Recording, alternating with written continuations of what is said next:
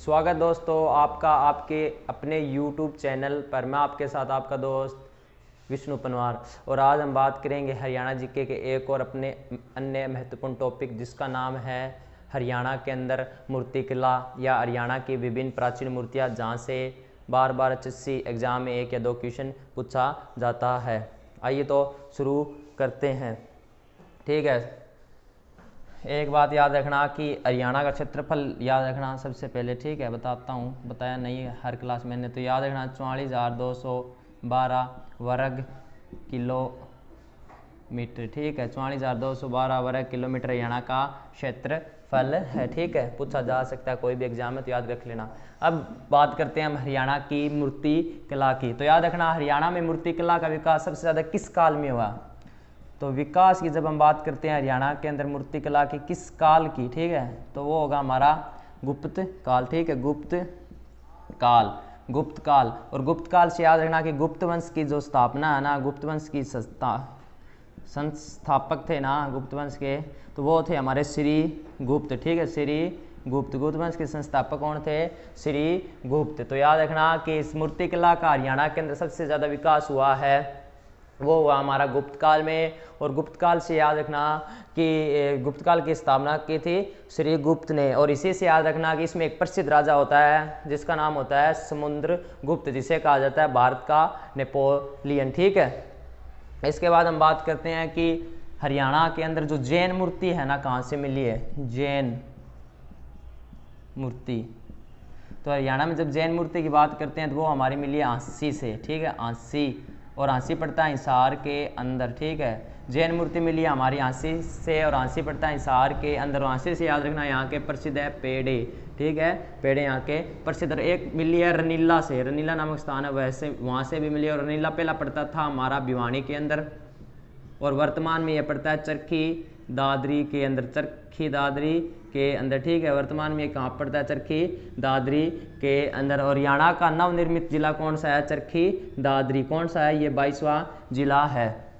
तो याद रखना कि जैन जो मूर्ति है ना वो हरियाणा में कहाँ से मिली? आंसी और अनिला नामक स्थान से मिली। अनिला हमारा पड़ता है चरखी दादरी और आंसी हमारा पड़ता है हिसार के अंदर। ठीक है, इसके बाद हम बात करते हैं कि हरियाणा में सबसे प्राचीन मूर्तियाँ किन की मानी गई है, या जो मूर्तियाँ मिली उनमें सबसे प्राचीन मूर्तियाँ किन की है? तो वो है हमारी यक्ष और यक्षिणियों की। ठीक है, यक्ष व यक्षिणियों की। ठीक है, यक्ष व यक्षिणियों की हरियाणा के अंदर मिली सबसे प्राचीन मूर्तियाँ। ये कहाँ से मिली है? पलवल और अथीन से। पलवल और अथीन। ठीक है, पलवल और फरीदाबाद से। ठीक है, फरीदाबाद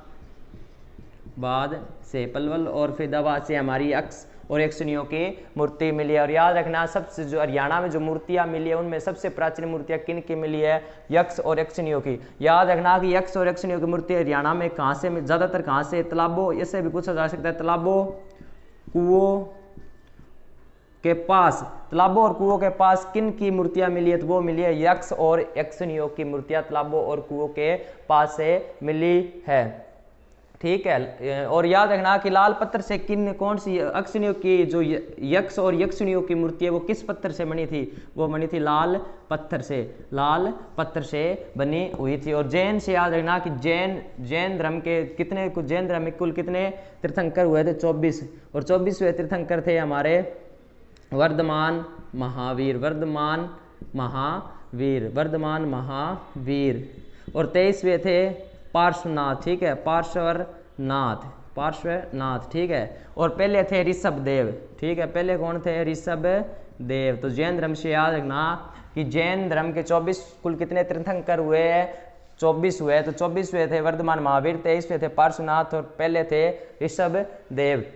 और जैन धर्म की जो स्थापना माना जाता है किसने की थी? ऋषभ देव ने। लेकिन वास्तविक संस्थापक माना जाता है वर्धमान महावीर को। जैन धर्म का वास्तविक संस्थापक माना जाता है। महावीर का वास्तविक नाम क्या था? तो महावीर का वास्तविक नाम वर्धमान था। ठीक है, इसके बाद हम बात करते हैं कि हरियाणा में सर्वाधिक मूर्तियाँ किस गाँव से मिली हैं? तो हरियाणा में सर्वाधिक मूर्तियाँ हमारी मिली है किलोई रोहतक से। ठीक है, सर्वाधिक मूर्तियाँ किस गांव से मिली है जब हम बात करते हैं तो वो मिली है हमारी सर्वाधिक मूर्तियाँ की बात करते हैं तो वो होगी किलोई रोहतक से। ठीक है, किलोई रोहतक से हरियाणा में सबसे ज़्यादा मूर्तियाँ मिली है किलोई रोहतक से। HSC बार बार एग्जाम में पूछती है इन मूर्ति कला से और मूर्तियों से क्वेश्चन, इसलिए आपको बता रहा हूँ। आप सोच रहे हैं बकवास टॉपिक होगा, बिल्कुल बकवास नहीं है। आप उठाकर देख लीजिए पिछले 4, 5, 6, 7, 8 सालों के जो एग्ज़ाम के जो हमारे क्वेश्चन है प्रीवियस ईयर, उनमें सभी में मूर्ति कला से क्वेश्चन पूछे गए हैं और यही क्वेश्चन पूछे गए जो मैं आपको बता रहा हूँ।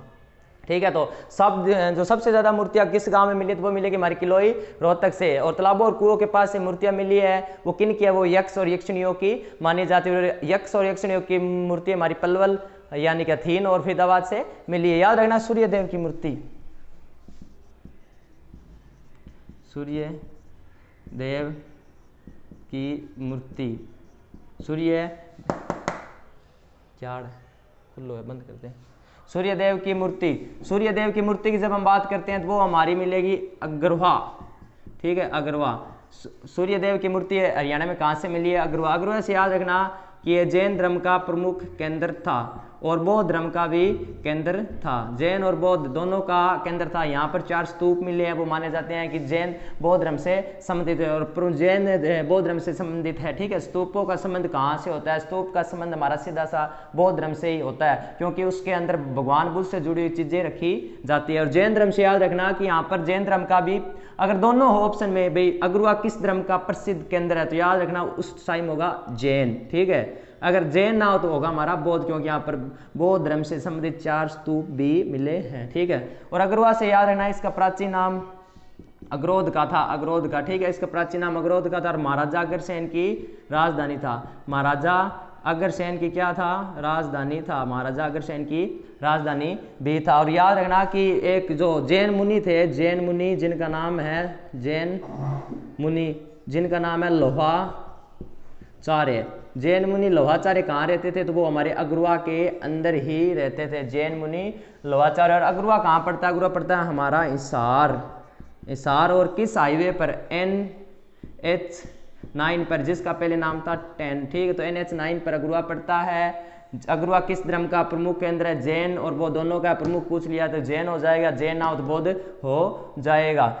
बौद्ध धर्म के 4 स्तूप कहाँ से मिले हैं, तो वो मिले हैं हमारे अग्रवा से। अग्रवा का प्राचीन नाम अग्रोध का। अग्रवा किसकी राजधानी था, महाराजा अग्रसेन। सूर्यदेव की मूर्ति कहाँ से मिली, अग्रवा से मिली है। और संगीत के साथ सुर, संगीत के साथ सुरों वाली ईंट भी कहाँ से मिली है, संगीत के साथ सुरों वाली ईंट भी हमारी कहाँ से मिली है, अग्रवा से ही मिली है। और कौन से जैन मुनि अग्रवा में रहते हैं, तो लोहाचार्य। कौन से आयु पर पड़ता है अग्रवा, NH9। अग्रवा पड़ता है हिसार के अंदर। याद रखना कि अग्रवा किस जिले के अंतर्गत आता है, तो अग्रवा हमारा हिसार के अंदर आता है। एक पूछा जा सकता है कि अग्रवा का टीला किस जिले में है, तो अग्रवा का टीला भी हमारा हिसार के अंदर ही होगा। ठीक है, उसके बाद हम बात करते हैं कि सूर्यदेव की मूर्ति पूछ ली जाए तो अग्रवा। सूर्य स्तंभ पर बनी मूर्ति, सूर्य स्तंभ पर बनी मूर्ति वो पूछ ली जाए तो वो होगी हमारी अमीन थानेसर। ठीक है, अमीन थानेसर। सूर्य स्तंभ पर बनी मूर्ति। ठीक है, सूर्य स्तंभ पर बनी मूर्ति की जब हम बात करते हैं तो वो होगी हमारी कहाँ से, अमीन थानेसर। ठीक है, अमीन थानेसर। और अमीन थानेसर, थानेसर पड़ता हमारा कुरुक्षेत्र के अंदर। ठीक है, तो सूर्य स्तंभ पर बनी मूर्ति होगी हमारी अमीन थानेसर, लेकिन सूर्यदेव की मूर्ति मिली हमें अग्रवा से। ठीक है, उसके बाद पूछा जाता है कि शेष सैया पर लेटे भगवान विष्णु की मूर्ति कहाँ से मिली है। ठीक है, शेष पूछा गया एग्जाम में, शेष सैया पर लेटे भगवान विष्णु की मूर्ति। ठीक है, शेष सैया पर लेटे भगवान विष्णु की मूर्ति कहाँ से मिली है, तो वो हमारा याद रखना कि फिजीलपुर पड़ता है हमारा सोनीपत में। और फिजीलपुर सोनीपत से ही हमें क्या मिला है, फिजीलपुर सोनीपत से ही हमें भगवान विष्णु की शेष सैया पर लेटी हुई मूर्ति मिली है और फिजीलपुर सोनीपत से मिली है। और सोनीपत से याद रखना इसे कहते हैं सोने का शहर या गोल्डन सिटी या स्वर्ण नगरी। एक बार पूछा गया था HSC में कि एटलस साइकिल उद्योग कहाँ पर है, एटलस। ठीक है, तो एटलस साइकिल उद्योग भी हमारा कहाँ पर होगा, सोनीपत है। और एक बार पूछा गया था कि मिल्टन साइकिल उद्योग, तो यह भी हमारा कहाँ पर होगा, यह भी हमारा सोनीपत के अंदर ही होगा। ठीक है, इसके बाद हम बात करते हैं महात्मा बुद्ध की मूर्ति। ठीक है, महात्मा बुद्ध महात्मा बुद्ध। महात्मा बुद्ध की मूर्ति हरियाणा में कहाँ से मिली है? तो एक तो याद रखना नौरंगाबाद भिवानी, एक तो मिली है नौरंगाबाद भिवानी से, ठीक है। एक मिली है हमारी रोहतक, ठीक है, रोहतक ब्राह्मणवास रोहतक, ठीक है, ब्राह्मणवास रोहतक से, ब्राह्मणवास रोहतक से, ठीक है, ब्राह्मणवास रोहतक से भगवान महात्मा बुद्ध, ठीक है, महात्मा बुद्ध या गौतम बुद्ध, ठीक है। इनके बचपन का नाम पूछ लिया जाए तो इनके बचपन का नाम था सिद्धार्थ, सिद्धार्थ इनके बचपन का नाम था, और इनके पुत्र का नाम था राहुल, ठीक है, इनके पुत्र का नाम क्या था? राहुल, ठीक है।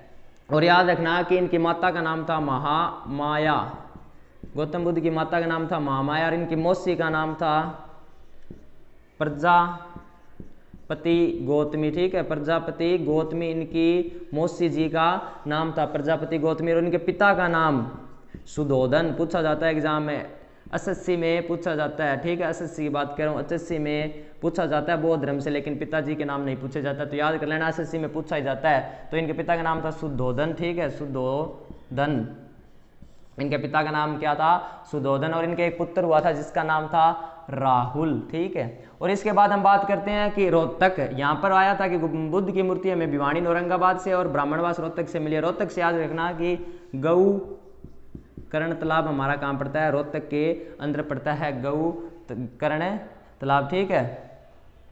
और याद रखना कि भूपेंद्र सिंह हुड्डा हरियाणा के जो पूर्व मुख्यमंत्री हैं उनका संबंध भी हमारा कहाँ से है? उनका संबंध भी हमारा रोहतक से ही है। तो याद रखना कि महात्मा बुद्ध की मूर्तियाँ हमें मिली है औरंगाबाद भिवानी से और ब्राह्मणवास रोहतक से, ठीक है। इसके बाद हम बात करते हैं कि सीधे पूछ लिया जाए कि एक तो मैंने बताया था कि शेष या प्लेट है भगवान विष्णु की मूर्ति, तो वो होगा फिजिलपुर सोनीपत। और सीधा पूछ लिया जाए कि भगवान विष्णु की मूर्ति कहाँ से मिली, आगे शेष या न हो, तो हमारा होगा मोहनवाड़ी रोहतक, ठीक है, मोहनवाड़ी रोहतक।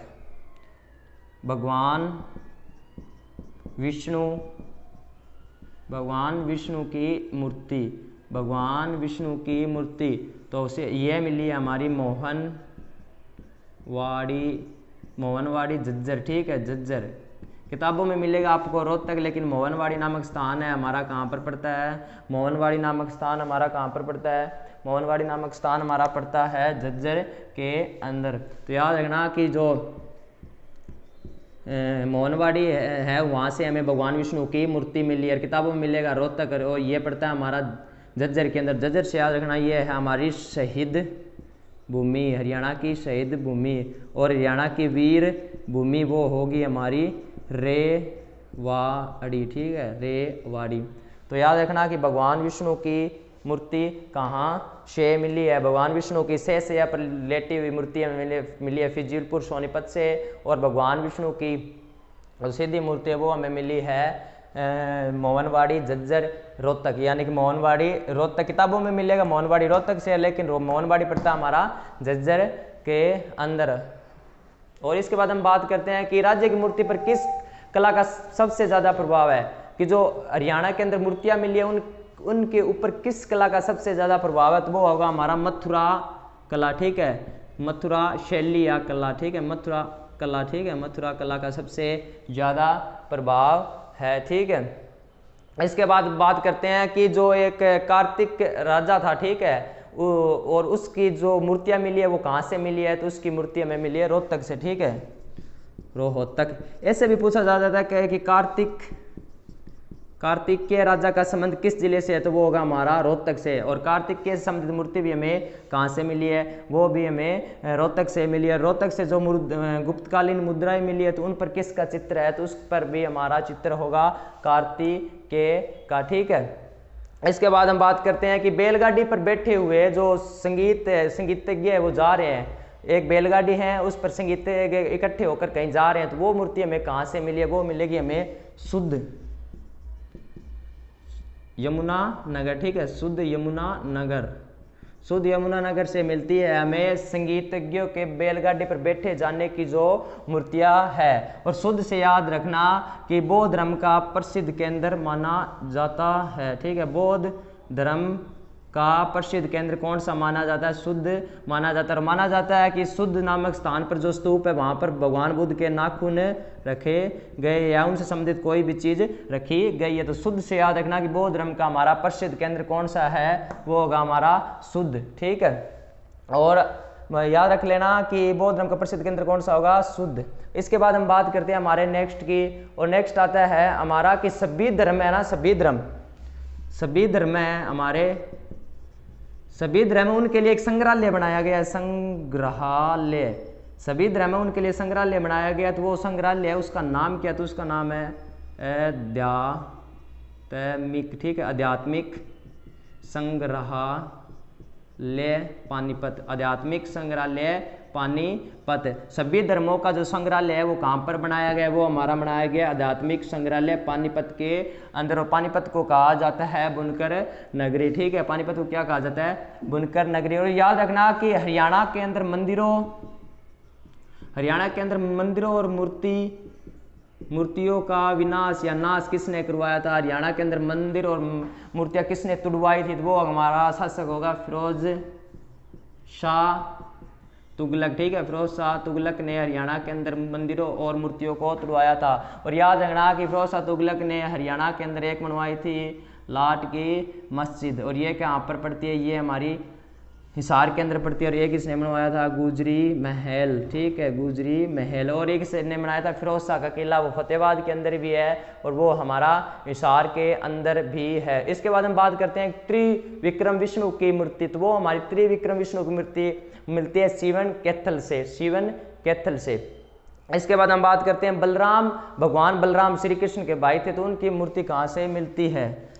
तो उनकी मूर्ति मिलती है अस्तल बोर। भगवान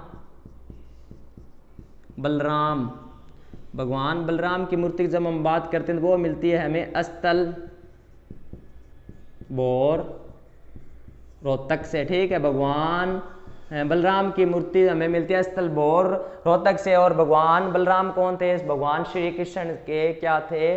भाई थे। और श्री कृष्ण कौन थे? श्री कृष्ण आपको पता है भगवान थे। और महाभारत के युद्ध में इनकी क्या भूमिका थी? महाभारत के युद्ध में वो जो हमारे अर्जुन है उनके सारथी बने हुए थे। उसके बाद हम बात करते हैं कि छोटूराम की मूर्ति हरियाणा में कहाँ लगाई गई है? सर छोटू राम की मूर्ति, तो सर छोटूराम की मूर्ति हरियाणा में लगाई गई है गड्डी सांपला, और यहीं पर इनका जन्म होता है। और गड्डी सांपला पड़ता है रोहतक के अंदर। जन्म की जब बात करते हैं तो इनका जन्म हुआ था 24 नवंबर 1884 के अंदर। 24 नवंबर 1884 के अंदर इनका जन्म होता है। इनके सर की उपाधि कब दी गई थी? तो 1937 के अंदर सर की उपाधि, 1932 के अंदर इन्हें दी गई थी दीन बंधु की उपाधि। और 1900 सर की उपाधि इन्हें दी गई थी 1937 में। ठीक है, और 1927 में इन्हें दी गई थी राय बहादुर की उपाधि। राय बहादुर की उपाधि 1927, सर की उपाधि 1937 और दीनबंधु की उपाधि 1932। इनका जन्म 24 नवंबर 1884 के अंदर हुआ था और इनका निधन हुआ था 1945 के अंदर लाहौर। ठीक है, लाहौर के अंदर इनका 1945 के अंदर क्या हुआ था? निधन हो गया था। और सर छोटूराम की मूर्ति हरियाणा में कहाँ लगाई गई? गड्डी सांपला, जहाँ पर उनका जन्म हुआ था। गड्डी सांपला पड़ता है हमारा रोहतक के अंदर। इसके बाद पूछा जाता है शिव है ना, शिव की मुख्य लिंगम मूर्ति कहाँ से मिली है? वो मिली है हमारी किलोई रोहतक से। तो शिव की मुख्य लिंगम मूर्ति मिली है किलोई रोहतक से। और कुषाण कालीन मूर्ति पूछ ली जाए तो वो भी रोहतक से। ठीक है, कुषाण कालीन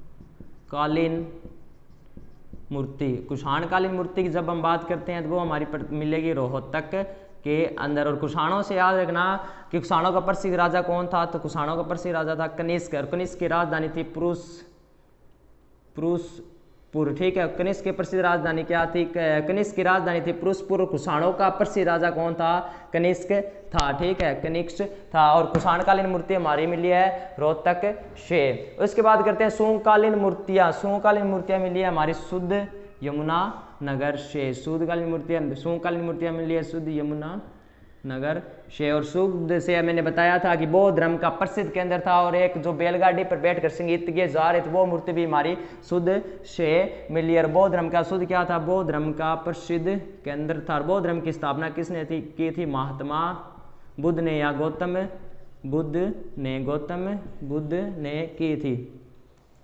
आशा करता हूँ कि आपको वीडियो पसंद आया होगा। देखने के लिए धन्यवाद। जय हिंद, जय भारत।